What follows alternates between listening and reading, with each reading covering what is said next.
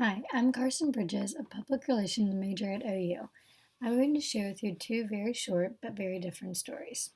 The first is Florida's longtime Democratic Senator Bill Nelson conceded to Republican challenger Rick Scott Sunday, drawing the hotly contested race to become the next U.S. Senator to represent the Sunshine State to a close after 12 days of legal wrangling. This was the opening to Fox News story on the Senate race in Florida. Now here's CNN's take. Democratic Senator Bill Nelson on Sunday conceded the Florida State Senate race to Republican Governor Rick Scott, ending his re-election bid after the completion of a statewide recount. Pretty similar, right? You can kind of tell, but it's not too biased. Okay, now listen to these. They are both in reference to the forest fires in Southern California. The president is a businessman. He builds things. Wouldn't he be able to put his expertise to this in some way?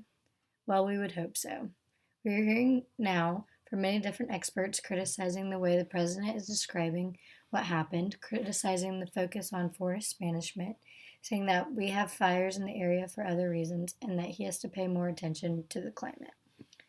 And then the next story says,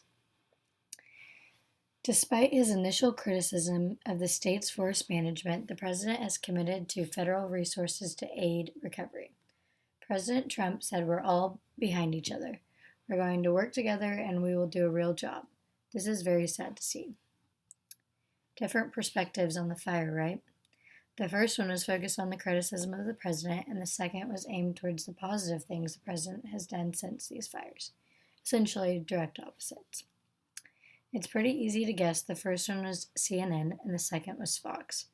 I want to talk about why being unbiased is important in journalism, like in the first set of stories. The public need to know all the facts. In public relations, it's extremely important to be transparent with our audience and our clients.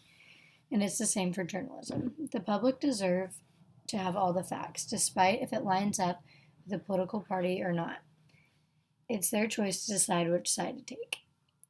The media has taken sides in recent years, writing a certain way, whether it's because it's the boss's opinion or simply the writer's own opinion. This needs to stop with our generation.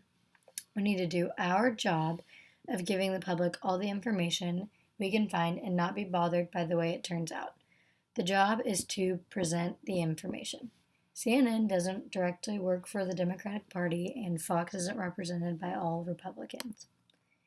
Making media neutral again needs to be a goal for all of you. And here's some ways to help avoid a biased paper. The first way to avoid being biased is an extreme amount of research.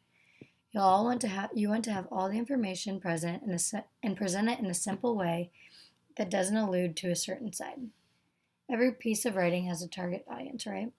Even with unbiased writing, there will still be a target audience.